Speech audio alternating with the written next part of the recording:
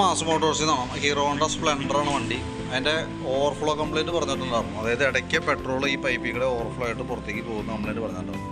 അപ്പോൾ നമ്മൾ ഇതിക്ക് മുമ്പ് തന്നെ 1-2 പ്രാവശ്യം കാർബറേറ്റർ കഴിച്ച് ക്ലീൻ ചെയ്താൽ അപ്പോൾ വീണ്ടും ഒന്നുകൂടി ക്ലീൻ ചെയ്തിട്ടുണ്ട്.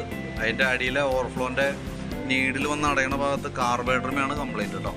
ഇനി ഓവർഫ്ലോ കംപ്ലയിൻറ്റ് കാണിക്കുക അല്ലെങ്കിൽ കൂടുതലായിട്ട് മിസ്സിങ്ങിൻ്റെ പ്രശ്നം കാണിക്കുകയാണെങ്കിൽ ഈ ഇരിക്കുന്ന കാർബറേറ്റർ അസംബ്ലി ഫുള്ളായിട്ട് മാറ്റി വെച്ചാൽ മതി. അതാണ് നല്ലത്. കാരണം എന്താ വെച്ചാൽ ഇപ്പം തന്നെ നമുക്ക് ആവറേജ് അത്യാവശ്യം നല്ല രീതിയിലുള്ള പഴക്കം വന്നിട്ടുണ്ട്. അതിൻ്റേതായിട്ടുള്ള പ്രോബ്ലമാണ് ഈ കാണിക്കുന്നത് കേട്ടോ. അപ്പോൾ നമുക്ക് പുറമേ നിന്ന് ചെയ്യാവുന്ന മാക്സിമം നമ്മൾ ചെയ്തിട്ടുണ്ട്. വീണ്ടും കംപ്ലയിൻ്റ് ആണെങ്കിൽ ഇനി ഇത് മറ്റ് പണിയുന്നതിൽ വലിയ കഥയില്ല. കാരണം നമ്മൾ ഇടയ്ക്കിടയ്ക്ക് പൈസ കളയാമെന്നല്ലാണ്ട് പ്രത്യേകിച്ച് ഉപകാരമില്ല. അപ്പോൾ നമുക്കത് കാർബറേറ്റർ അസംബ്ലി ഫുള്ളായിട്ട് മാറ്റുന്നതാണ് നല്ലത് കേട്ടോ. ഏകദേശം ഒരു 2000-2800 രൂപ റേഞ്ചൊക്കെയാണ് സാധാരണ രീതിയിൽ വരാറ്. കൃത്യമായിട്ടുള്ളൊരു എമൗണ്ട് അല്ല, അത് നമുക്ക് നോക്കിയാൽ അറിയാൻ പറ്റുള്ളൂ.